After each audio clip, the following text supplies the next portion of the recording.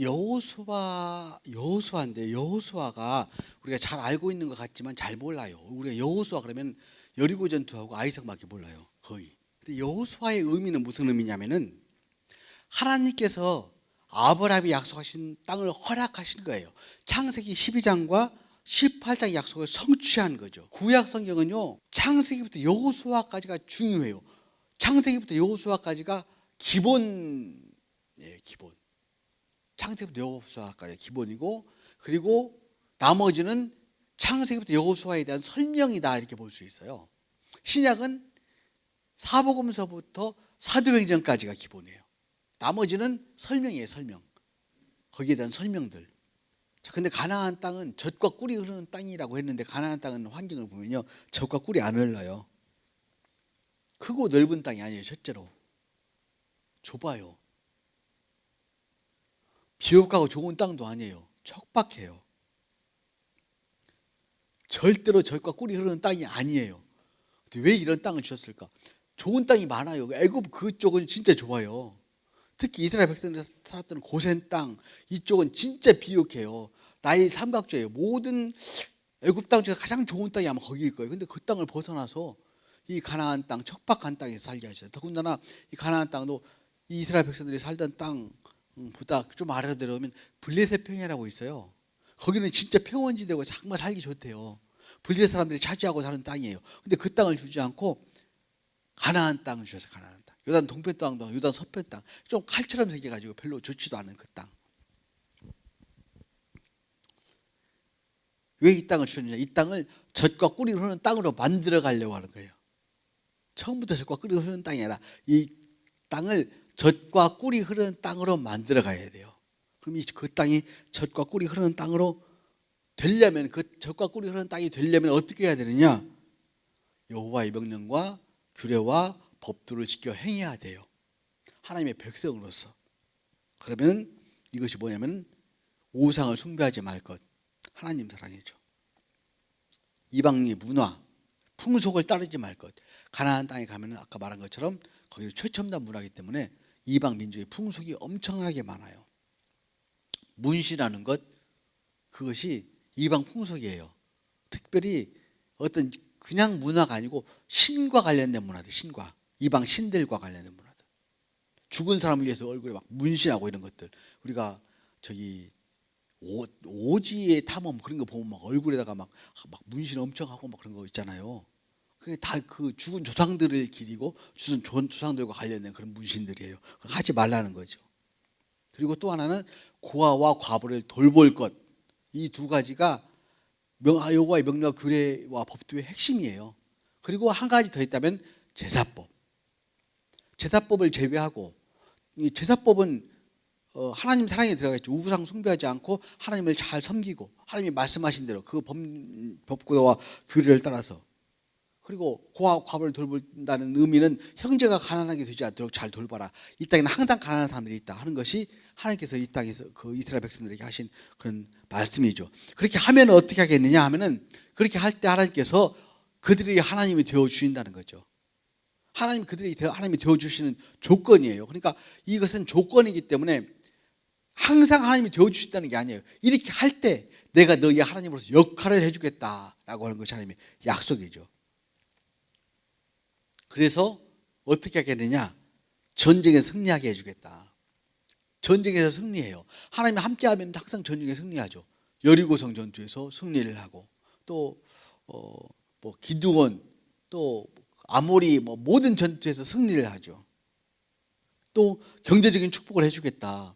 척박한 땅이지만, 그 땅이 척박한 땅이지만 경제적인 부분에서 풍요를 누리게 해주겠다. 그리고 이른 비와 늦은 비를 내가 내려주겠다.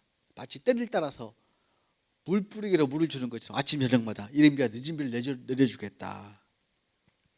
그렇게 하면은 하나님이 원하시는 나라가 되는 거예요. 하나님이 원하시는 나라. 이스라엘 백성들이 원하는 나라가 아니고 하나님이 원하시는 나라. 이스라엘 백성들이 원하는 나라는 무슨 나라냐면은 부국강병한 나라.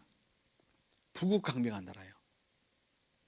나라가 부자가 되고 국민들 다 강병한 나라.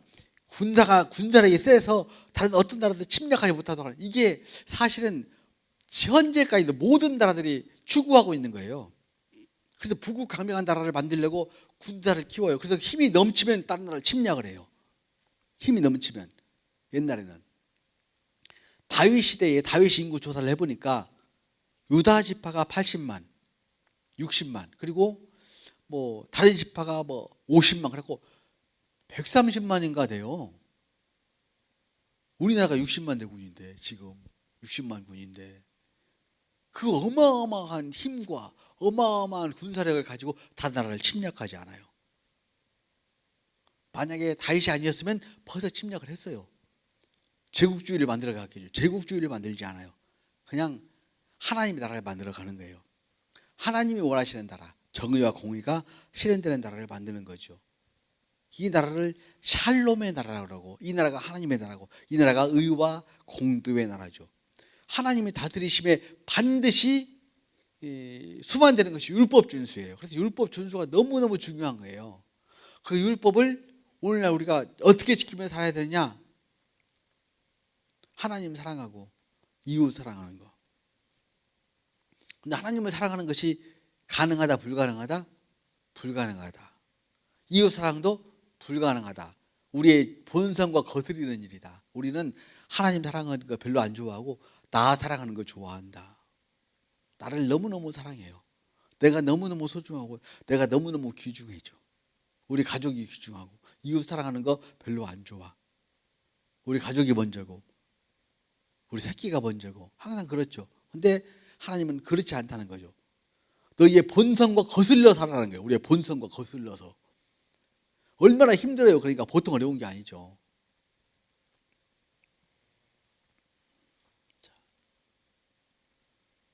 여호수아의 역사는요, 땅을 정복하고 분배하는 역사예요.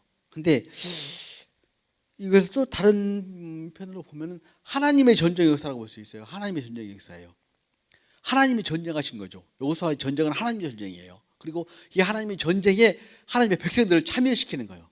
하나님의 전쟁에 백성들을, 하나님 혼자 하셔도 돼요. 혼자 하신 경우도 있어요. 사실은 히스기야 시대 때 아수르군 쳐들어왔을 때 18만 5천명 하나님 혼자서 딱 처리하셨잖아요. 혼자 하실 수도 있지만 하나님의 백성들을 거기에 참여하시는 거예요. 그래서 경험하게 하시는 거예요. 하나님이 함께 하실 때 어떠한지 간증을 주시는, 간증을. 그래서 민수기에 숫자를 세요. 숫자, 군인들의 숫자를 세는 거예요. 왜냐하면 하나님의 군사들이니까. 이유는 하나님의 전쟁을 경험케 하시고 그 전쟁을 경험케 함으로써 무엇을 얻을게 하시냐면 하나님 앞에 순종하는 것이 얼마나 중요한지를 알게 하세요. 여리고성 하루에 한 바퀴씩 돌아라. 왜요? 그러지 않아요. 왜요? 왜요? 그럼 무슨 일이 되겠어요? 믿음은 왜요가 아니요. 믿음은 예스죠. 아브라함에게 하나님이 너는 본토 친척 아버지의 집을 떠나 내가 너에게 제시할 땅으로 가라. 아브라함이 여호와께 이르되 왜요? 그래서 그러면은 어떻게 되겠어요? 묻지 않는 거예요. 그냥 가는 거죠.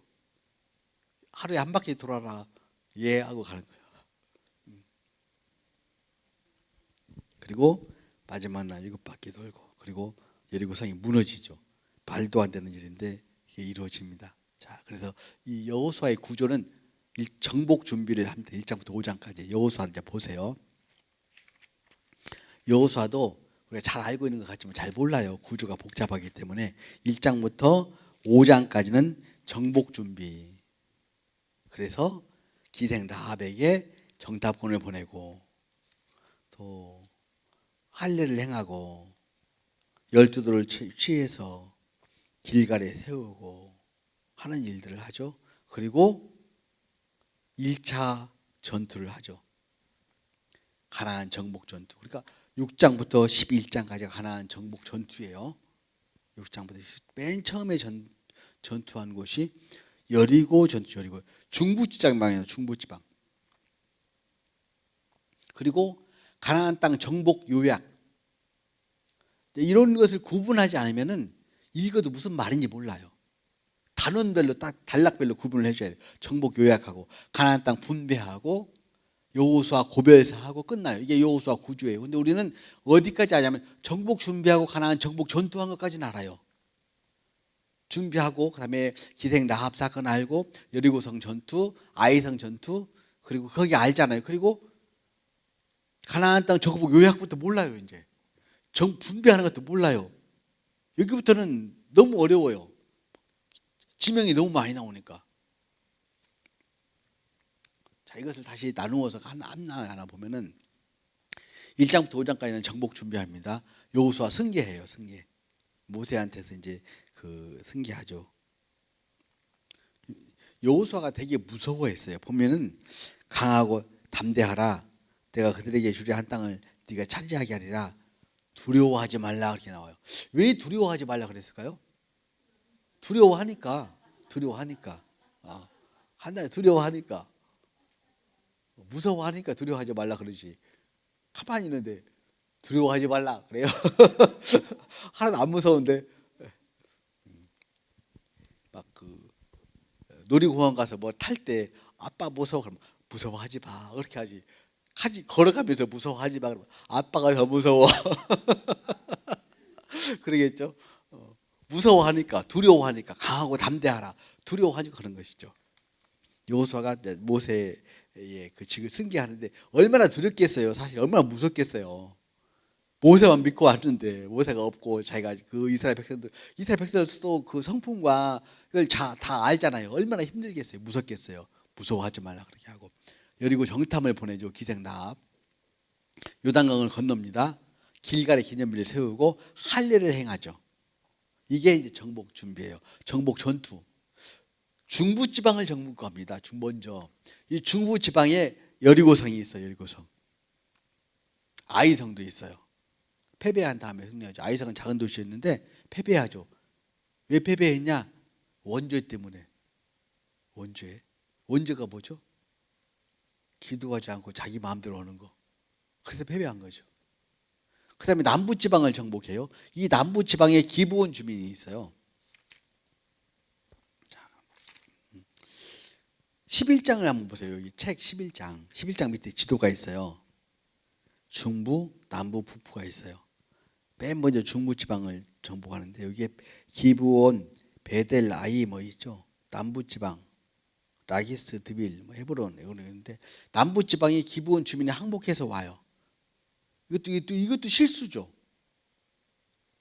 그리고 남부 연합군이 쳐들어와요. 남부 연합군이. 자 보면은 여호수아서 9장 봅니다. 9장. 남부지방 정복, 기브온, 아모리 5왕 연합군 전투. 혼자서 못 하겠으니까 5 나라가 군대를 합쳐가지고 연합군이 쳐들어와요. 근데 이겨요. 너무너무 대승리를 거두죠. 태양이 멈추고 달이 멈추는 사건이 이때 일어나요.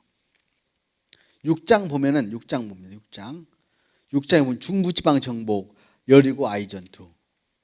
9장 남부지방 정복, 기브온, 아모리 5왕 연합군 전투. 그 다음에 11장에 가면은 하솔이 굉장히 큰 도시라고 그래요. 이 하솔을 정복해요. 이 하솔을 정복할 때 여호수아가 굉장히 두려워해요. 그만큼 강력해요. 6절에 보니까 여호와께서 이르시되 두려워하지 말라 하시니라. 왜 두려워하지 말라 계세요? 두려워하니까. 두려웠어요. 여호수아는 겁이 많은 사람이었던 것 같아요. 두려워했어요. 근데 승리합니다. 그리고 11장 16절에 여호수아가 이같이 점령하였으니 그 땅에 전쟁이 그쳤더라. 끝.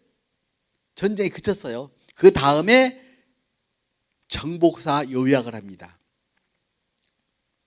첫째, 모세가 정복한 지역이 어디냐?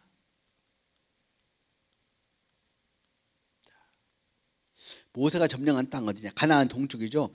이스라엘 자손이 요단 저편 해돋는 쪽 그 땅에서 쳐 죽인 왕들은 이러하니라 쭉 나오고, 그 다음에 여호수아가 정복한 요단 서쪽 지역, 여호수아 요단 이편 그 서쪽에서 쳐서별한 그 땅의 왕들은 이러이러하다. 31명의 왕. 그런데 문제는 정복하지 못한 지역이 너무 많아요. 여호수아가 나이가 많아 늙은에 여호와께서 너는 나이가 많아 늙었고 남은 땅은 이러하니 블레셋 사람의 모든 지역, 그술 쪽 여기 모든 지역, 하여간 엄청 많이 정복을 못해요. 미정복 지역이 이렇게 많아요. 이게 모세가 정복한 지역, 여호수아가 점령한 지역, 그 외에 미정복 지역, 이렇게 세 부분으로 딱 구분을 해서 정리를 딱 해줘요. 그리고 분배를 해요. 분배를 먼저 요단 동편 지역을 분배해요. 르우벤 15절에 르우벤 1 나오죠. 24절에 갓, 29절에 므낫세 반지파에게 요단 종톡을 주었다. 그럼 요단 서쪽이 남았겠죠. 요단 서쪽. 근데 그때 갑자기 갈렙이 와가지고 땅을 요구하죠. 그래서 갈렙은 유다 지파예요. 유다 지파에게 땅을 주었어요. 아직 정복하지 않은 미정복 지역의 땅을 주었고, 그다음에 요단 서쪽 지역을 분배하는데 유다 지파 15장 그죠? 그다음에 요셉 자손 중에서 에브라임 자손 16장 5절에 17장에 보니까 므낫세 반지파는 2번 받았으니까 다 받았네요. 그죠? 그리고 끝이에요. 그런데 여기에서 17장 12절 13절 보면은 므낫세 자손이 그 성읍의 주민들을 다 쫓아내지 않았대요. 그리고 15장 63절에 보면은 여부스 족속을 유다 자손이 쫓아내지 못하였대요. 다 쫓아내라고 했는데 왜 못 쫓아내서?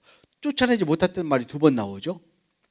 그리고 미정복 지역이 있잖아요. 이 지역을 어떻게 할 거냐 상의를 해가지고 각 지파에서 3사람씩 선정을 해서 데려와라. 그리고 3사람씩 선정해서 데려오니까 그 사람들은 다 보내요. 미정복 지역으로 보내서 지도를 그려와라. 그래서 지도를 놓고 분배해요. 지도를 놓고 땅은 한 평도 안 주고 지도만 놓고 나머지는 너희들이 가서 정복해. 너희들 땅이야.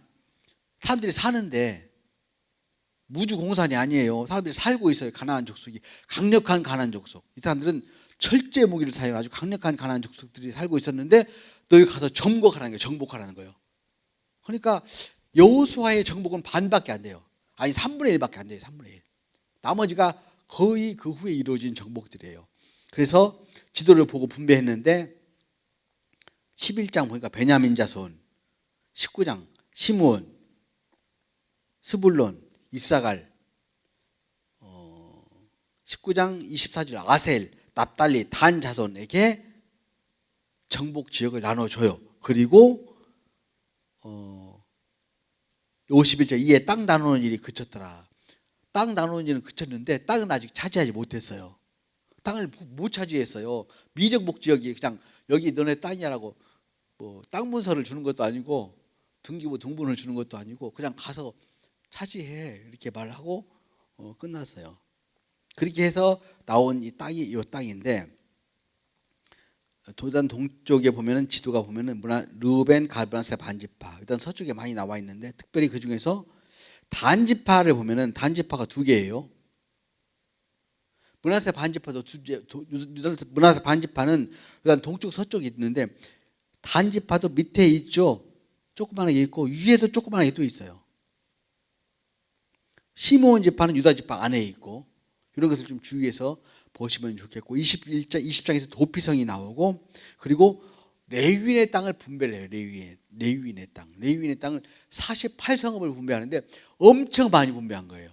보통 한 지파에 분배하는 땅이 12성읍, 3성읍 그 정도 분배를 했는데 레위인 지파에는 각 지파마다 땅을 나눠서 거의 48성읍을 분배를 합니다. 그리고 23장에 보면 여호수아가 고벨 설교를 하고 24장에서 여호수아가 죽고 끝나요. 자, 여기에서 우리가 잘 몰랐던 부분들은 이런 부분들이죠. 여호수아가 정복한 미정복 지역 이런 부분을 잘 몰라요. 왜 이게 미정복 지역인지 잘 모르고 어떻게 분배를 했는가 이거 잘 모르거든요. 그냥 지도에 사람 막 지명만 엄청 나오니까 막 읽으면서 막 머리 아프고 막 그렇게 한 것이지 이게 무슨 의미인지 무슨 뜻인지도 모르고 이렇게 정리를 해줘야 성도들이 알아들을 수 있어요. 이렇게 정리를 해줘야 모세가 점령한 땅 이렇게 있고 여호수아가 점령한 땅 그리고 모세가 점령한 땅을 3지파에게 나눠주고 2지파 반 여호수아 점령한 땅도 2지파 반에게 나눠주고 나머지는 전부 다 미정복 지역이에요. 요단 동편, 요단 서편. 단이 여기 있고 여기도 단이 있는데 위에 올라가서 지도를 좀 이상하게 그려놨네요. 미정복 지역은 지도 분배. 지도만 가지고 분배를 했어요. 이런 부분도 우리가 잘 모르죠, 사실은. 지도만 보고 한 거예요. 지도만 보고. 지도 그려와라 그래서 7지파를 분배합니다. 아까 보니까 모세가 나눠준 땅이 3개, 2개 반. 여호수아가 나눠준 땅이 2개 반, 7지파니까 나머지 5지파니까 7지파 남았잖아요. 7지파에게 지도 보고 지도 분배를 합니다. 그리고 도피성 6곳을 정하고 레위인의 땅 분배를 하고 그렇게 하고 여호수아는 끝나요.